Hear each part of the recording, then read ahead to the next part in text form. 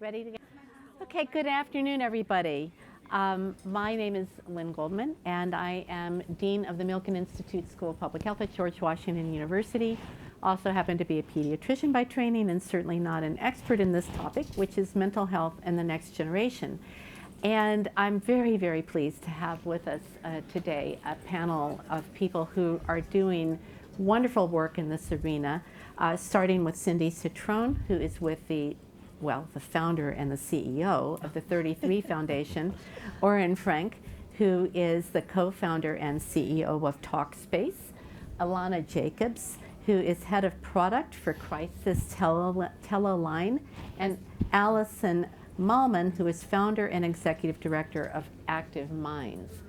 And if we can have the first slide, one thing I agreed that I would do is lead off a little bit with some perspective on why this is such a critical issue. And I think there could be debate about the precision of these numbers, but most agree that 1 in 5 adults in the US have a mental health condition, not all at the same time, but in terms of at some point in time, in the year.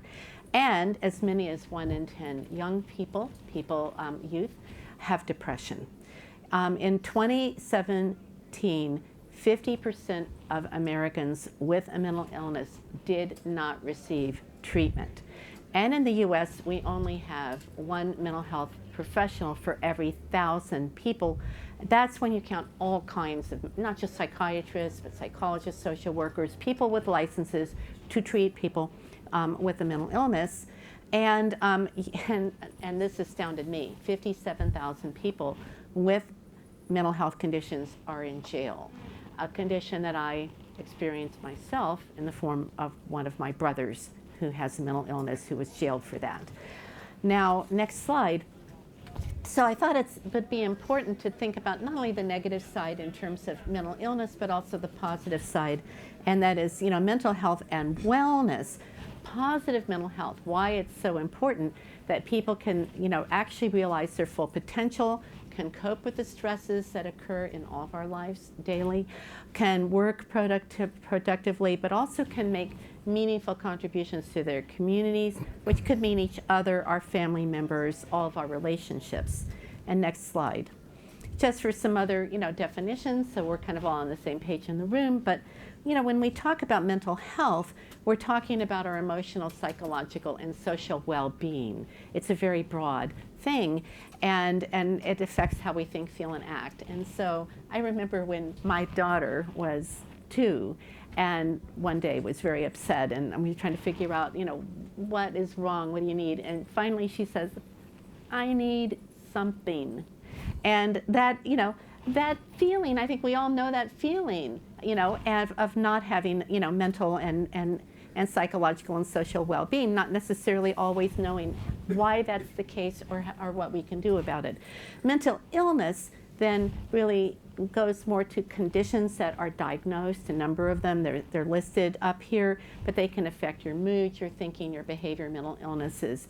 And there are just many, many factors that contribute to mental health problems. And this is not, a panel that's about that, but just to say that this is it's like so many things in public health. It's biology.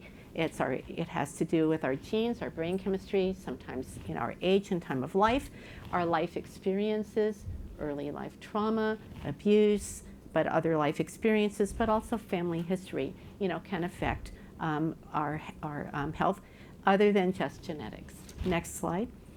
And so, we talk a lot in public health about the fact that, we have both adverse community environments, but also adverse childhood experiences. I see Bill Dietz here from our Redstone Institute. They use this framework to talk about, the need to build resilience in communities, building resilience around people in communities, which is a part of our approach in public health, to try to move people toward greater, not just mental health, but also physical health and well-being. So that's the last slide that we're going to use. So, having framed this, or at least attempted to do this, I thought it would be great to now lead off. I think you see the magnitude of this problem, the fact that we're not addressing this problem, through the mental health system, that we have with us today 4 innovators, people who are working in different places, in the system to really try to make fundamental changes in how we address this. And so I thought I'd ask each one of you to talk about the innovative work that you're doing for a couple of minutes. What are you or your organization doing in this space? And perhaps starting with Cindy. Sure, great. Let me start out by saying as well, I am not a mental health professional. I am a philanthropist and run a family foundation for the past 25 years. So as my children went off to school and I had a little bit more time, I was concentrating more on my mental well-being and decided that I would take a class on dialectic behavior therapy, stress tolerance, meditation, mindfulness, as a self-improvement. I immediately was just, blown away. Where have these skills been in my 51 years, all right? So perhaps I'm not mentally ill, but I was not thriving, perhaps what I could be. I was struggling at times. And I thought to myself, there's very simple steps to take that can help this. Why, have I failed as a parent? Why have I not taught this to my children? Why are we not teaching this? There are ways to teach stress tolerance, very simple things. At the same time in my life, just, anecdotally, my friends, my families, you see it everywhere. I would actually argue that those numbers are very low, okay? So perhaps that is diagnosis, but there is a group that are just under that line. All of us could walk that line at one time or the other, whether it be situational, and there's so much that we can do to reduce suffering, to help, to increase well-being.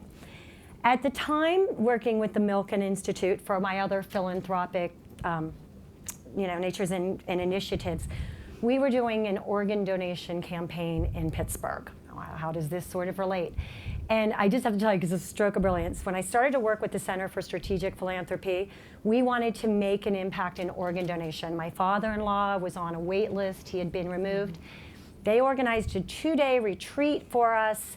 And basically, after looking at bringing in the experts in the world and looking at what our foundation had, they said it wasn't nearly a research study that we could fund. It was saying the asset that we were underutilizing is we are minority owners of the Pittsburgh Steelers. And that if we went to the Pittsburgh Steelers and said to them, can you do an organ donation drive day for us at a game for 60,000 people, then we could increase registration, increase donation, increase transplantation, okay? So we said, sure, there's a resource we never planned on tapping. We went to the Steelers. All of a sudden, being the city of Pittsburgh, the Penguins came to us. We had done some work through our foundation with them and said, what about us? Citrone family, don't forget about us. And all of a sudden, guiding with that, we realized that there was so many resources in the city of Pittsburgh that we never tapped into. We live in Connecticut. We were struggling to break into the Connecticut market. We had to go home and leverage some of those resources and ask them to come together for a 6-month movement or campaign around organ donation. Organ donation was a perfect, easy place to start. 95% of people support it. It's not an incredibly competitive field. We're really not asking for money. But what does this have to do with mental health? We did this year-long campaign. We had the 3 major sports franchises. We don't think we ever had in the history that 3 major sports franchises united with common messaging. We had 5 major universities then join our campaign. We had 35 corporate and philanthropic partners, and this was something that we had done in 12 to 18 months.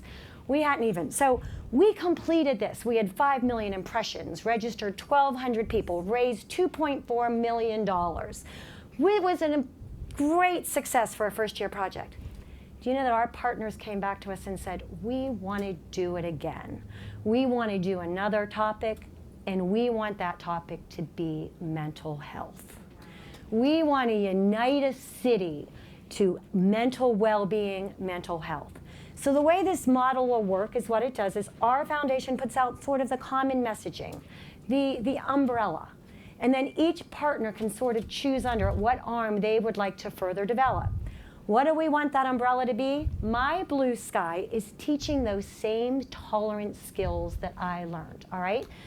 The end of this year-long campaign, if we do it, and then we will turn over all the assets and all the resources and all the partners to the city to continue on, and we'll continue to fund projects. But the end of my year-long campaign is I'm in the grocery line and I'm stressed because the school bus is and I'm supposed to pick up my kids, and that someone taps me on the shoulder and says, breathe Pittsburgh. You know, that we've taught one or two skills to an entire city. How can we do it? We're going to do it through those sports teams. We're going to do it through those influencers. We're going to have Ben Roethlisberger say, it's okay to fail. The name of our initiative was Play It Forward. We're going to continue Play It Forward. We're going to say fail it forward. He's going to say, I threw 5 interceptions in that Cincinnati game, you know, but I got back up and did it again. So this is what our initiative is. We want to take time to strategically to plan this, to make sure that we're utilizing every resource. We hope to launch in, early 2019. We correlate it to a sports season. We have, preseason, opening game, all-star break, championship. We speak the language of Pittsburgh, and we want to get some real basic, skills and awareness out. So I invite, what we're looking for now is what can we do? What's the most important? What'll have the greatest impact? Thank you. Oren, maybe you can tell us about your innovation. Thank you. So first of all, I want to get back to your first slide about the size of the problem. I'm not sure that we really appreciate the enormity of the issue.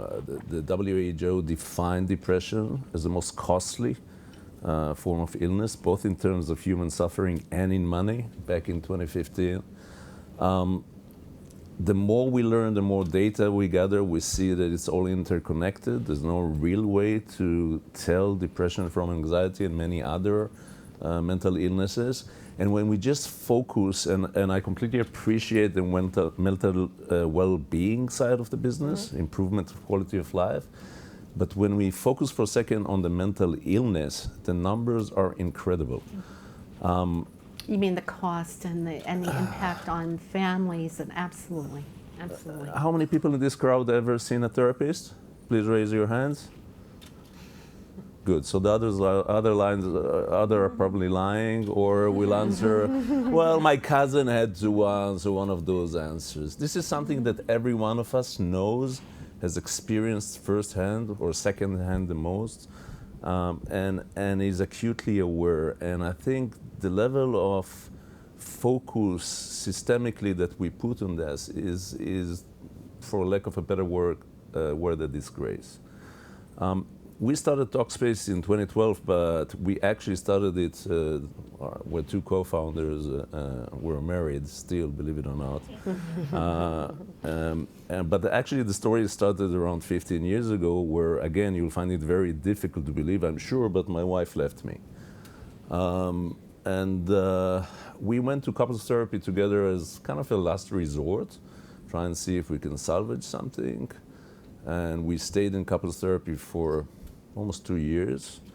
We stayed together. We have 2 daughters and a company called Talkspace. My wife, who was a computer scientist, actually left her previous career and went to study psychology. I became an extremely good patient of a psychotherapist for almost 7 years. So I'm more of the receiving side, if you will, but I'm a professional at that. And we figured out that psychotherapy, which is kind of the mass product, the most common product to deal with mental illnesses and with improving the well-being, is highly inaccessible. It's a product for the 2% or the 3%, if you want. There are less than 10 million people a year in the United States that actually access psychotherapy. Anyone wants to guess the mode number of sessions they actually encounter? The mode number is the most common number. It's not the average. 1. So it's a wonderful profession. It's highly proven to be highly efficacious and helpful, but people are just not accessing it. Now, why are they not accessing it? It's pretty simple. You all know the answer. First of all, it's extremely expensive. If you want to see a therapist in Beverly Hills, probably $500 a pop. Sorry? She said good grief, but yes. Anyway. No, I thought maybe you have a better deal. On average, across the country, it's $150, something like that.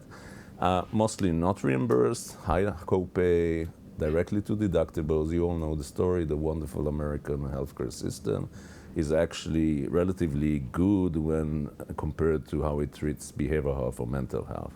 The second one is access. No one can spare the time to go and spend an hour a week somewhere in the burbs, turn off their iPhones, actually concentrate. We just don't live like that anymore. No one likes to pay cancellations when they have a business trip to LA, and so on and so forth. The third one, unfortunately, is still stigma, very much alive and well. Not equally distributed, and I would assume within this crowd is a little less pronounced than in other audiences, but it's still very much alive. And last but not least, the quality of the match, which is incredibly important. The chemistry, the relationship with the therapist is a key success factor, and it's mostly completely anecdotal. If I move to Pittsburgh or to Connecticut and ask Cindy for a referral, she'll send me someone she knows, but it's rarely a good fit. So Talkspace was essentially created in order to remove those entry barriers and to open access to therapy. And actually, those are big words, but we wrote on a piece of paper therapy for all when we started it, democratized therapy. And we did it by essentially changing both the modality and the delivery system.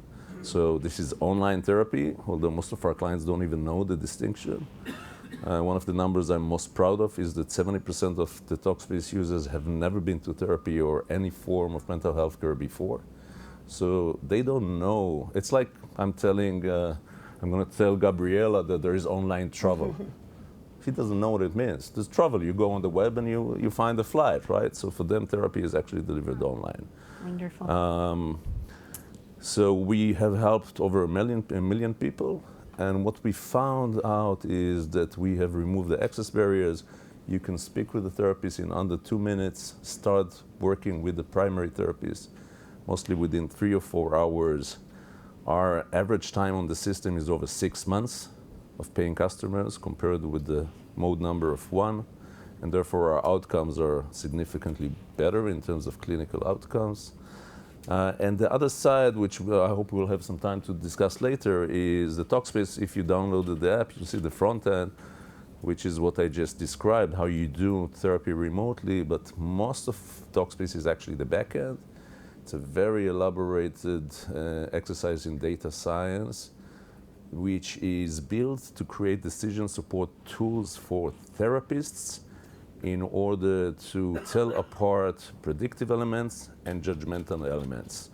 The entire data platform is meant to actually help guide therapists making decisions that will, I would say, optimize treatment outcomes. It's our own proprietary data. We don't sell it. The pharma don't get it. We don't advertise. No one has access to it. The only use it's being used for is to help the therapist make better clinical decisions. And when you look at our research, you see that both engagement and clinical outcomes are actually, I usually don't say it out loud, but they're actually better than the baseline of traditional care. Not because we are smarter or have better therapists. We actually use therapists that have been trained as face-to-face therapists. But essentially because we build a balanced scorecard kind of approach to managing a profession that has never been managed before. Thank you, thank you. Yeah, he was back there educating me about machine learning, and boy, it's very impressive. Elana. So you'll notice some parallels actually between what Crisis Text Line is doing with machine learning and data and technology. Similar to what Oren was talking about. And I think it's important to note that, so Cindy spoke a lot about awareness and reducing stigma, and Oren spoke to the importance of providing access to long-term care and therapy. And Crisis Text Line exists somewhere in between. So we were founded in 2013 by our CEO, Nancy Lublin, out of a growing realization that in addition to the hundreds of millions of people suffering from diagnosable mental illness, there are also hundreds of millions of individuals who find themselves in acute moments of crisis. with no one to turn to, with no way out. And these people, and particularly young people, needed a way to get care that fit in with the way that they live and the way that they communicate, primarily via text. And so Crisis Text Line was born as a free 24/7 crisis counseling service for individuals in need. We train lay people to become crisis counselors. You could think of it as empathy training. We have approximately 4,000 volunteers across the US at the moment who have gone through our online training to learn how to listen, to risk assess, to understand the issue at the core of what a texter is dealing with, and to help keep individuals safe. And so when we were founded in 2013, we noticed a couple of things. One, that we had incredible product market fit. We were in every area code of the US within 4 months of launch. We immediately saw satisfaction ratings of around 85%, which have remained consistent over the 4 years of our growth. And we saw the impact that we were having immediately. One statistic that I like to share is that 65% of texters say that they're sharing something with a crisis counselor that they've never shared with anyone before, and that they wouldn't feel comfortable sharing with anyone else. And so the impact on the individual is pretty significant. Over the past 4 years, we've grown tremendously. We've served millions of people. We've processed over 67 million messages to date, and that stat is accurate as of this morning. I was taking a look at our metrics. We're expanding internationally. We launched in Canada earlier this year, are on our way to expanding to the UK, and then we'll move into other markets. We're goaling for about 15 markets over the next 4 years, likely expanding additionally in the English-speaking market and then moving to the Spanish-speaking market. And we continue to see that incredible impact. One of the things that a text-based crisis counseling service allows us to do is to work with cell phone carriers as well as public safety access points, otherwise known as the 911 network across the US, to pinpoint a texter's location in the event of imminent risk. So we have a standardized process that volunteers follow to determine the likelihood that an individual poses a safety risk to themselves or to another. And based on that information, we can dispatch emergency care to bring that texter to safety. And so to date, we've done about 12,000 active rescues. And we know from both qualitative and quantitative data that the number of individuals who came into the system as high risk and then were de-escalated is about 2.5 times that. So that's 40,000 individuals who we were able to bring to a moment of calm without dispatching help, and another 12,000 whose lives were potentially saved by this service. Wow. And it's so, amazing.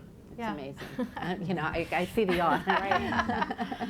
Yeah, so I think one of the important things to note again about Crisis Text Line is that in addition to providing this service, we really are a tech and data-oriented organization at heart. So we use technology and data to make our service better.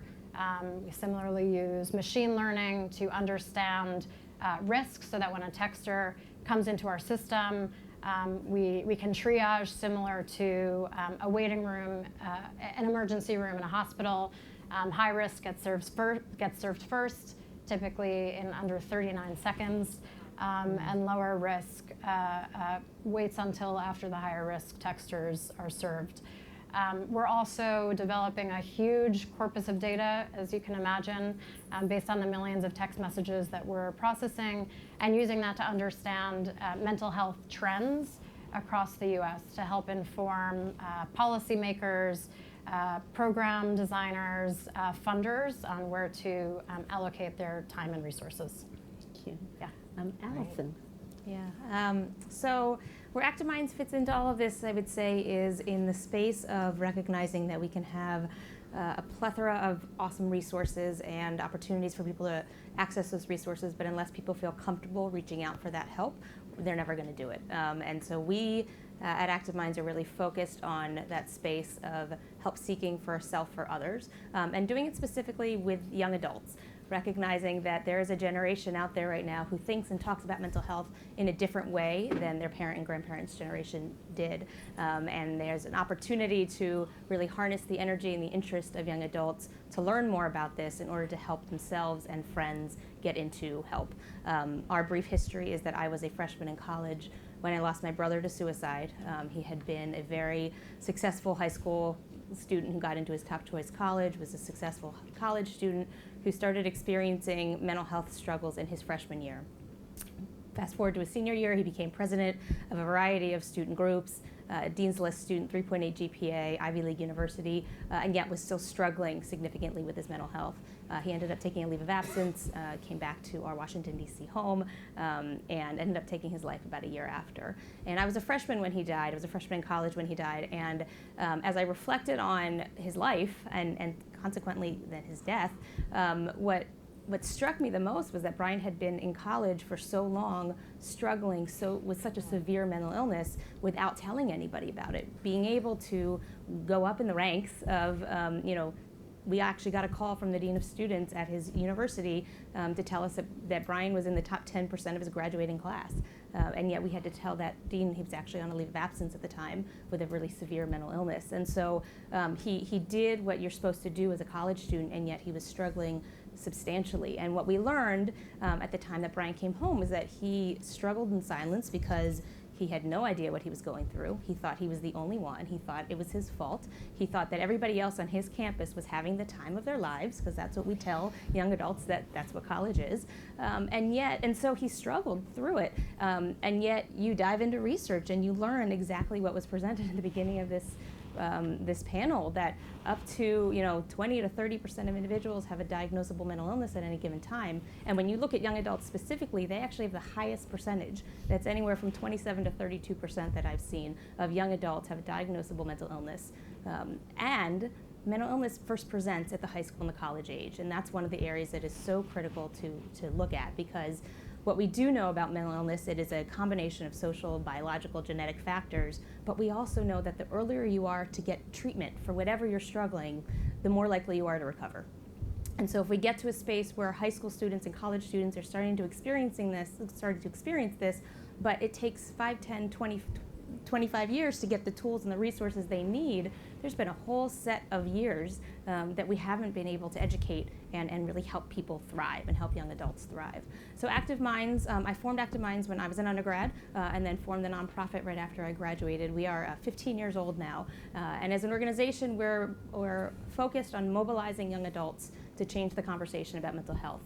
And we do that in a variety of ways. We're most well known for a network of student-led chapters on just over 450 college and high school campuses across the U.S., a handful of international chapters as well, but primarily U.S.-based.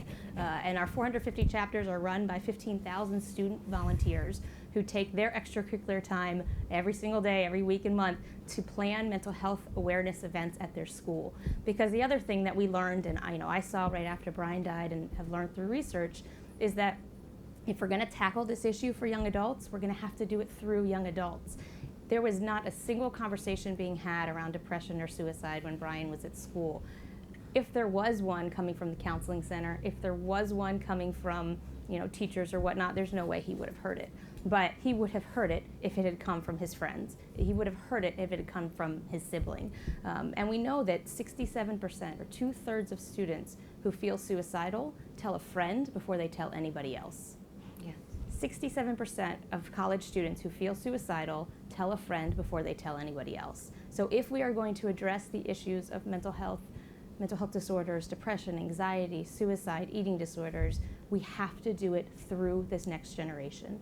And we have a generation who really cares. What we've seen at Active Minds in these 15 years of our existence is that this has become the social justice issue for this generation.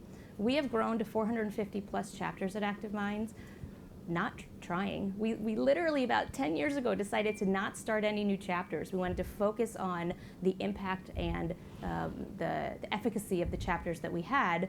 We said if somebody comes to us wanting to start a new chapter, we'll help them through it.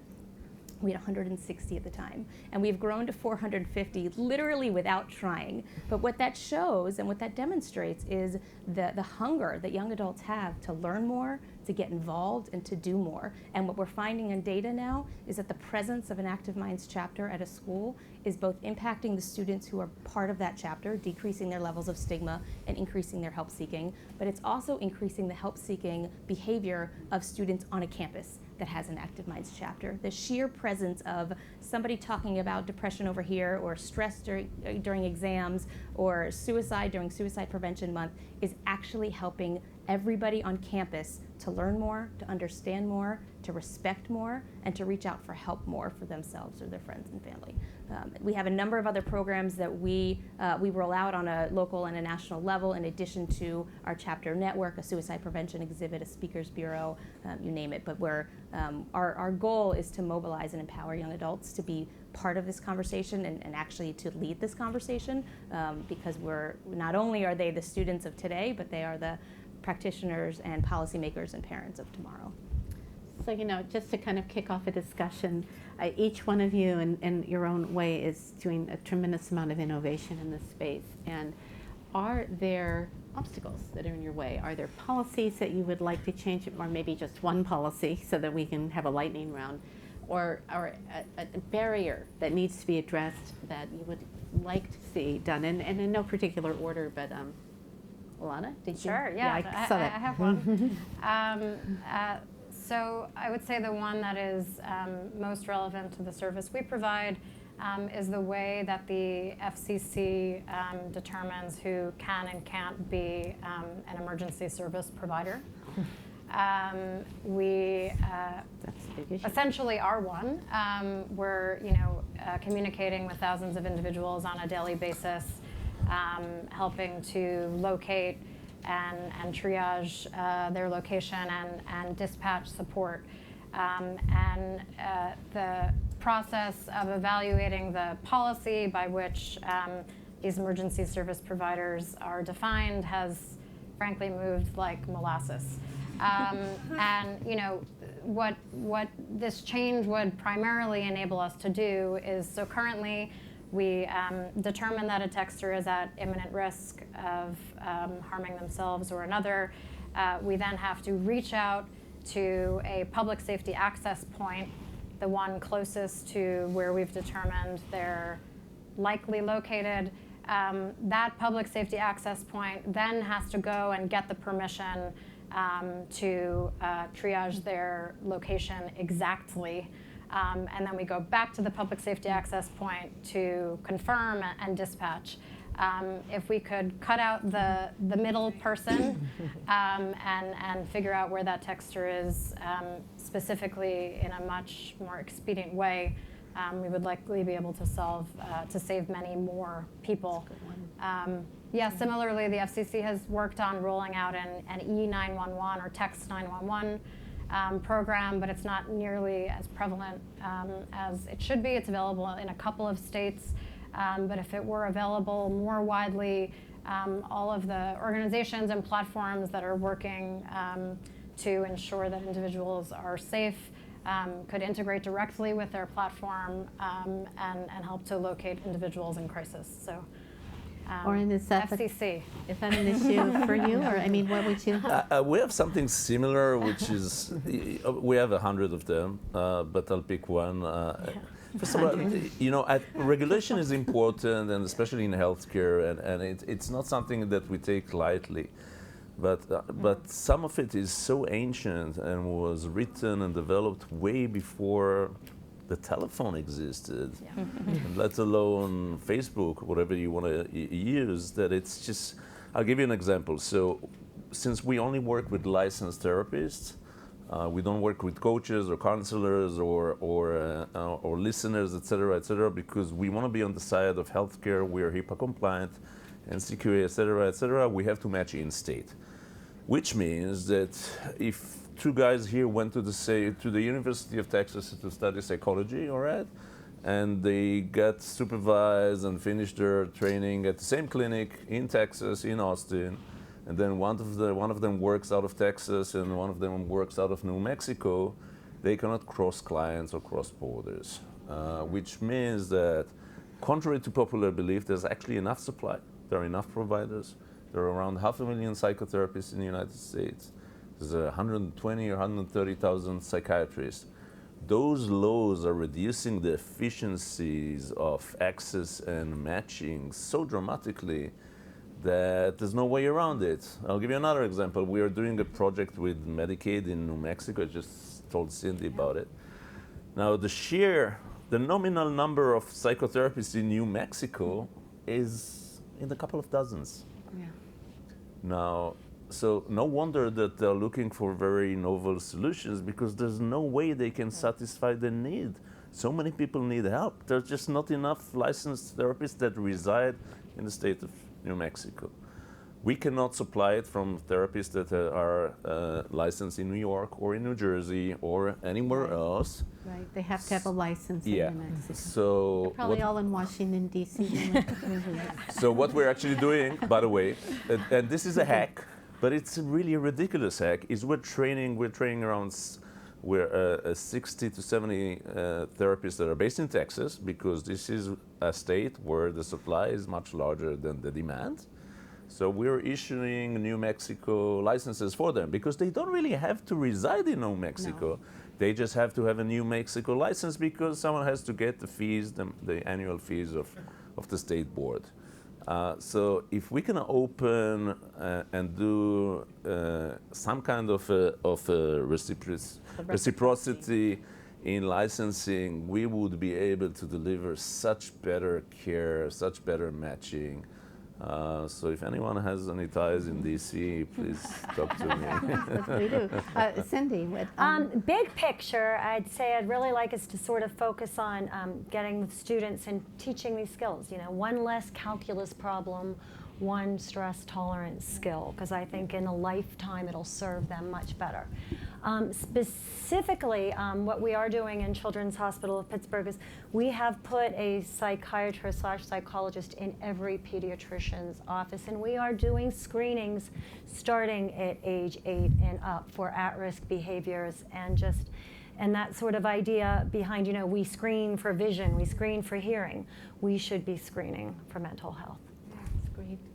Alison? And I would just piggyback on that. I think it's critical that we have mental health programming in every health ed class, because you can't imagine the number of high schools that still have health ed and do not have a mental health unit, or if they do, it's one day on depression.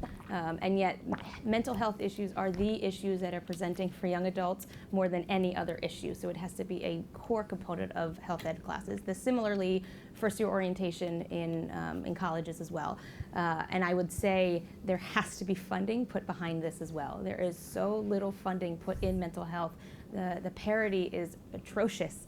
And as a result, not only is it preventing people from getting the help that they need, but it makes mental health a second-class citizen to all other health issues. If mental health issues are not going to be treated with by the same insurance, what 10-year-old is going to come out and say, "Mom, I'm hurting right now," or "Mom, I need something"? Yeah, we have to have the same level of coverage for mental health issues. We have to have it present in health classes, and we have to be mobilizing young adults to be part of this conversation.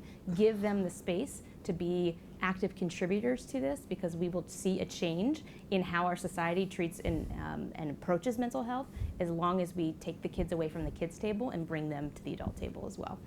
So Alison, maybe I'll start with you on this next round, but each one of you, are there people or organizations with which you'd like to be collaborating or do you have needs for collaboration with others that have resources you don't have? whether it's the people, the data, what would you wish for, you know? That's every executive director's dream to be asked. I think there are two things. One is funding, and I will say just first and foremost, it's such a pleasure to be on a panel with Cindy, who's a philanthropist in mental health, because she is one person who I can say really is. I mean, there's so little financial support in mental health right now, and any opportunity for collaboration with folks who want to kind of take a step away, because this is a really stigmatized topic. So it's hard to throw your philanthropic dollars towards this issue, and yet it is an issue that impacts so many people. The corporate world, we would love to partner with. There are very few, if any, corporate entities who are putting money into mental health. I think the other piece, and again, I will look to the work that you're doing, Cindy, is this idea around making mental health a public conversation and a public health conversation. And so to be partnering with the major sports teams, to be partnering with celebrities along with the average Joes, is creating a space where mental health is as openly and widely respected and discussed as all other health issues, so that we can, not only have pink all around the football field in October, but let's make it green for mental health in some other month. We were proud at Active Minds to partner with the NFL Players Association this past year, and we mailed a blue The World Needs You Here bracelet to every single NFL player in the league for Suicide Prevention Month last September. And we asked them, if this means something to you, wear this bracelet, post a picture of yourself on social media wearing it, so that your fans and your coaches and your teammates can see you wearing it. The opportunity to reach people who need to hear these messages is out there, and we need to be utilizing public figures and public conversations in order to make it happen. So those are two of the areas that I would say. So can I jump on that? That's fabulous. The one challenge that I still think we need to build out, though, is once we've raised this awareness, once we've reduced the stigma, what's the next step? So I think that's for us. With the NFL, talk about collaboration. Oren and I were talking, and we have a huge problem in the NFL with our veteran athletes, who CTE, discussion, who will not seek therapy. I mean, I will tell you honestly, collaboration started right here, making his space accessible to our athletes. Pittsburgh Steelers can't walk into a psychiatrist in Pittsburgh and talk about being angry at his wife. You just can't do it in your own community. This is an avenue and a vehicle for them. So my joy is I get to benefit from all the work they're doing as sort of this awareness campaign. I told you we have 5 universities. What our campaign, what our movement would like to do is, let's bring in, I know you say you're closed, but we'll talk to you about bringing one into Pittsburgh, these organizations and these chapters. We get to come and make an impact, leverage the work that others are doing, and bring awareness to that. With that being said, what I did want to model is our model is 100% replicable. So anyone in their town wants to come and use their treasures and their utilities and their resources, come back to us and let's talk about how we can do that. Breathe Beverly Hills. Breathe Beverly Hills. Oren, what about you? I want to pick up where Cindy left. I think it's a question of priorities. I think mental health is a society-level crisis, and it needs to be addressed as such. And I think what we need is something that's akin, that's similar to the Genome Project. It's so disaggregated that we just don't understand what's going on. If you talk to a psychiatrist, you get one version of reality, to a psychologist, the second one.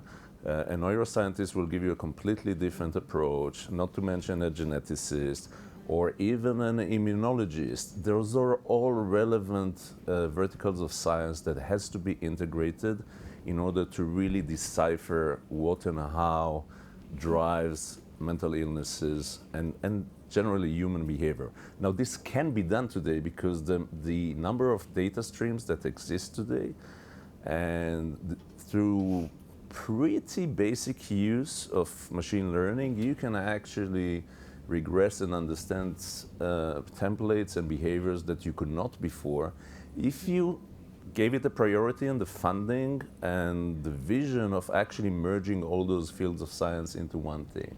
I think that's really desperately missing. Otherwise, all of us are doing, I think, important stuff along the continuum of care and solving their beats, but it's only through proper horizontal integration that you'll get somewhere really interesting. That's my 2 cents. I think a lot of us in science would like to be engaged with doing that, actually. I mean, they'd love to.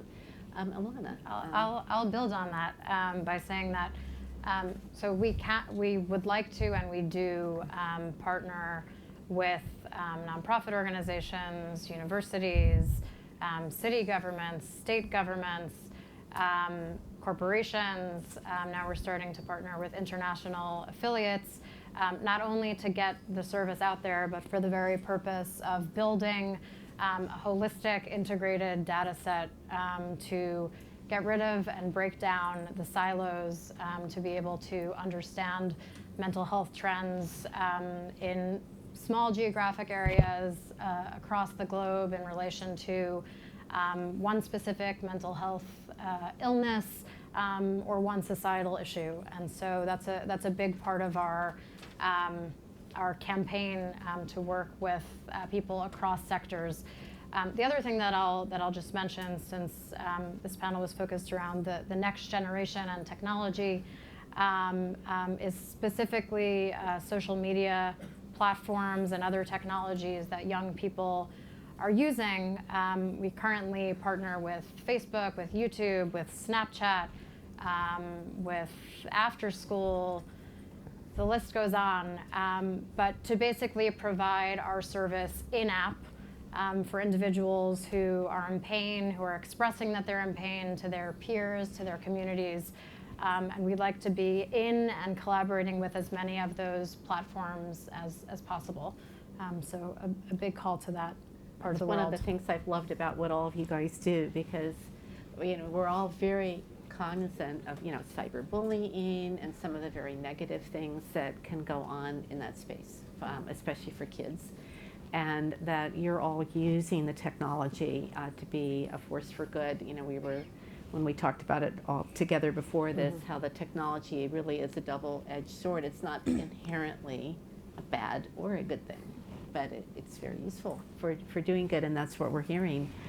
One thing that I find, after a session like this, I hate it when people leave and think, this is such a big problem. I'm not really involved with this. I don't know what I can do about it. And so I thought it might be useful for, each one of you to just give some thought to everybody in the room. What is their role? What could they do? How can they contribute? How can they be involved in addressing this? I mean, maybe starting with Alison, and I'll let Cindy have the last word on that. But what can all of them do? Two simple things. I have a myriad of more difficult things, but I'll go with the simple ones. One is get a bracelet like this or something similar that's meaningful to you. The world needs you here. Wear it, and when somebody asks you about it, talk to them about it. Buy it for somebody in your life who either needs to hear that message, has lost somebody to suicide, has experienced suicidal ideation, or simply needs a reminder that the world needs me to breathe and needs me to be present, and I need to be here. And with that, I would say just talk. Share your story. My brother needed to know that he could be a successful college graduate even with a mental health diagnosis, and he could still become that lawyer that he wanted to be even with a diagnosis of schizoaffective disorder. And yet there was nobody sharing their stories for him to know that you can live a successful life. But when you look at those numbers, you know that there are a number of us here in this room who are struggling or who have a diagnosable mental illness. And young adults, this next generation, needs to hear those stories. So share them with your children, share them with any young adult who is in your life, any family member or friend with whom you're comfortable sharing. And one story will snowball to create a space where people know that they're not alone and they can get help and they feel comfortable getting the help that they need. Okay, I have 4 bullet points. One, you can volunteer. So anybody can become a crisis counselor through an application and training process, crisistextline.org/volunteer.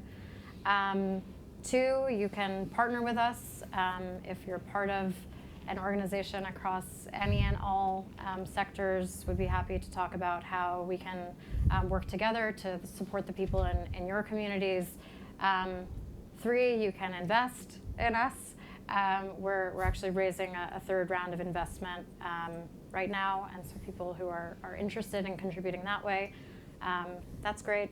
And fourth, I would say, ask people how they are and listen to the answer, whether it's via text or over the phone or in person. Most people don't need advice. They don't need somebody to diagnose their illness. They need someone to understand and empathize and say, you know, it's okay, I'm here for you. So those are my bullets. Great. I have a piece of advice and a couple of recommendations. So the piece of advice is get your kids off social media today. Just like most of you don't smoke anymore, this is digital tobacco. It's harmful, it's dangerous. Read a little bit about it. It's generating. We need another week to discuss about, you know, how culture and technology affects behavioral and mental health, but if you need to take one thing, is get them out of that right now. The second thing, and maybe following on what Elana has said, is you know the people that need help. If you look in their eyes, if you develop some kind of a sensitivity and empathy and sympathy towards and try and really figure out how they feel, you'll very quickly recognize the people that need to speak with someone, the people that need help, the people that are not as well as they were yesterday or the day before yesterday. And send them to therapy. And it doesn't have to be Talkspace, it could be the therapist next door, face-to-face, whatever is good for them. I really strongly believe that this is a coping mechanism that is so much more constructive and helpful than the other ones, which we all did, whether it's cigarettes or alcohol or eating ourselves to oblivion, or whatever we do in order to get off the stress and the depression. Channel them into speaking with a professional. From my experience, the best way to remove stigma is actually to go into treatment. Because once they see the value and they're being helped, they become ambassadors. This is not saying that we don't have to speak about it. Of course we do, and we have to educate and we have to open the doors. But once they really feel the help and they say, oh my God, it helped me, they're going to go around and speak with everyone they know.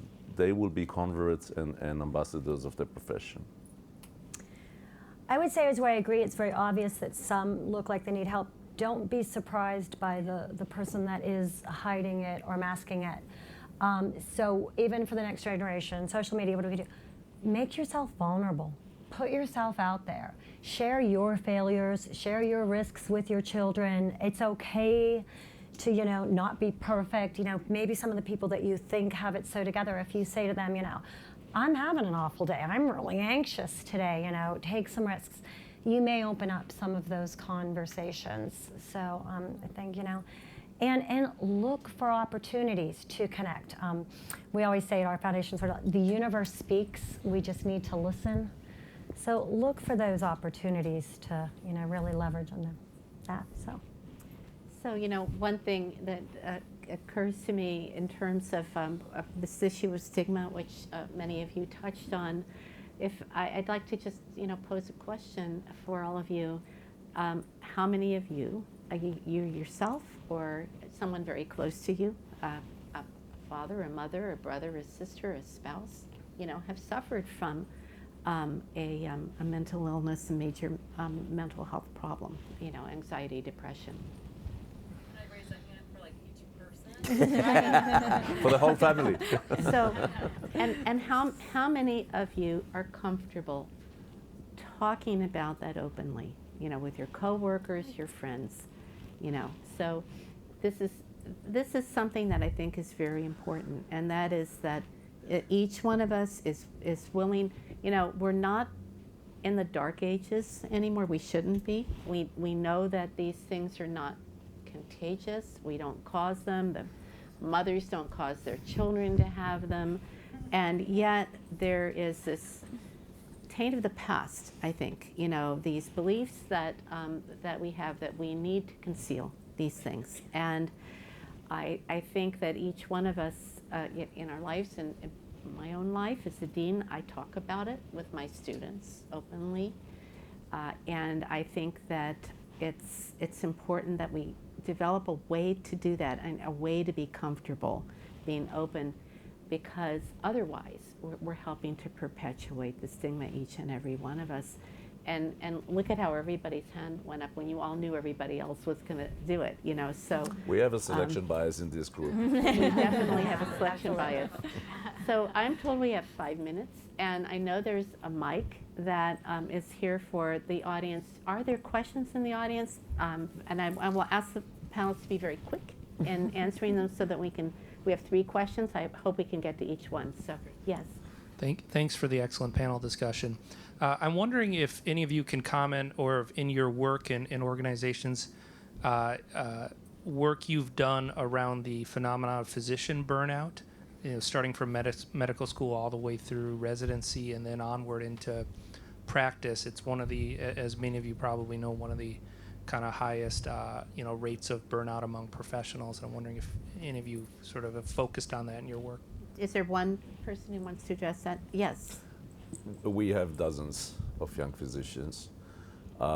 It's not organized. It's not like the faculties or the hospitals are actually doing that, but they self-select, because those are people that cannot schedule anyway. So people that are, a lot of them who tend to use us very intensely. Next question. I'd just like to hear if you guys have any tips or examples from leading employers who you think are doing a brilliant job of fostering an environment that is open and is nurturing a dialogue around mental health and supportive of that as a place to actually help people get the best out of themselves and be there when people have challenges. Does anybody have an example? Yes? No, I mean, Alison? No. we get tidbits I think from we each. don't, Yeah. actually. Norma Ramsey had her hand up.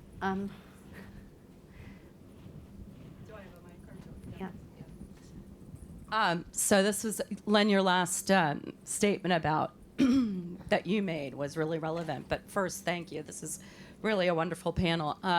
As a mother of a 26-year-old chronically ill daughter that has suffered from anorexia for 12 years, who is a bright, talented, to this day still is, I also have a daughter who is a 6th grader. So I go at this from both directions. I find the conversation very difficult with the 6th grade parents. And so I guess my question would be how, and I'm investigating this myself and working hard on this, but how to integrate into an early time, because I had a daughter as a young mom who I didn't know what I was dealing with until it was too late. So on this whole realm of mental health issues, getting to these kids at a young age is vitally important. Your work at the college level is so just fantastic. And I know that you're doing it at younger ages, but how do we get to these kids? I see my daughter's friends from early as 4th grade that I pick up the phone and call their mother or their father, whoever will listen to me. So I think I'll ask Alison to. I have a couple thoughts. One, again, I will say it is really interesting to see how the parent, I'm the oldest alumnus at Active Minds, okay, so we'll start with that. But the parents who are coming up now who have been part of an organizing group around mental health who are now raising their 5-year-olds to talk about their feelings in a very different way than we've seen previous generations. And so in some way, we have to kind of give it some time, because I see this changing younger and younger, because parents are now more and more aware and understanding of how to do it. And to your point, half the time the parents don't listen or don't want to listen, don't want to hear it, because it's really hard to understand and to hear. These conversations need to be happening as early as nursery school. Active Minds is primarily in colleges, because that's where I was when Brian died. We do have about 50 high school chapters, and we will be going more actively into high schools once we have the resources to do it. But this doesn't start at the high school and college. It's just easier for high school and college students to organize around this topic than younger kids, because they need to get their parents and teachers' approval, and this is still not a topic that's comfortable for them. So simple things. Bring it. Work with your school to bring in a speaker for a a keynote session or an assembly session. Make sure if there is health class, health classes are generally in 10th grade, but sometimes they're in 6th grade. Sex ed, I believe, was like 5th or 6th when I was in school. Make sure that there's mental health as part of those curriculum. Infuse mental health into the existing health curricula in order to get it younger and younger, and start working with the principal or the policymakers at a particular school who is willing to listen. Or to bring it to the pediatrician. I'm getting the red session closed sign. So last word. Preface this with is that it's really the parents. It's the conversation with the parents. We do all of those programs, and have edited them but it's the parents, and part of this, it's back to the stigma, Right. because the parents are afraid if they have the conversation, they might Cause it. exactly. Cause it. Absolutely. So I applaud you for being vulnerable and sharing your experiences. And that's difficult, but that will really impact them. Thank you. Thank you, Winston. Thank And you. thank you Thanks, all. Ariana. Thanks to the panel for a wonderful session. Thank you so much.